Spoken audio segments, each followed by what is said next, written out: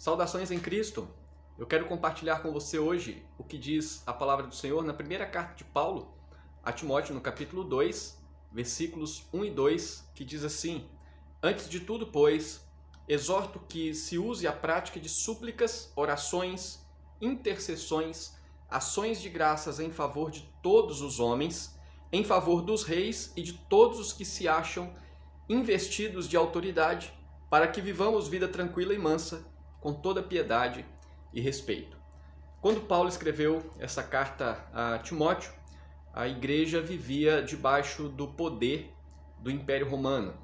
E o Império Romano exerceu, através dos seus imperadores, através dos seus reis, daqueles que exerciam autoridade, grande perseguição sobre a igreja.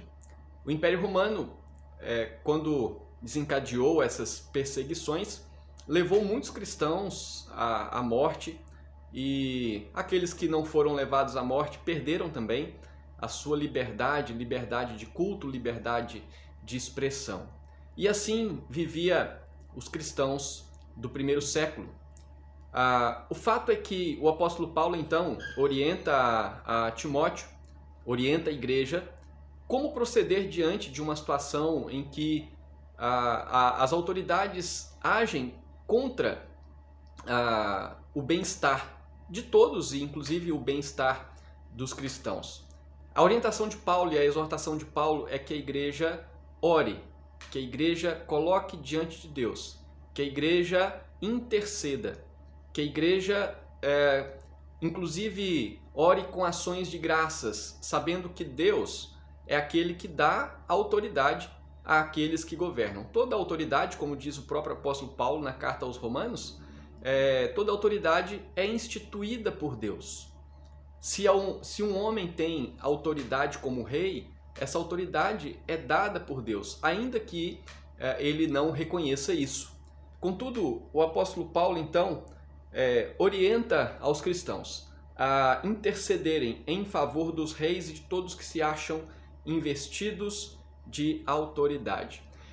Nós, quando oramos pelas nossas autoridades, nós devemos ter em mente que devemos orar para que Deus frutifique as suas ações boas, e devemos orar para que Deus limite as ações maléficas, as ações que produzem resultados negativos, ações que produzem sofrimento. Nós devemos orar para que Deus coloque um freio, para que Deus refreie o mal.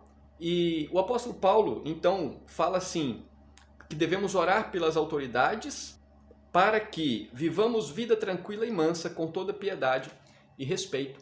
Nós devemos desejar que, por meio da ação das autoridades, ações que sejam benéficas, nós sejamos então beneficiados, a fim de que vivamos vida tranquila.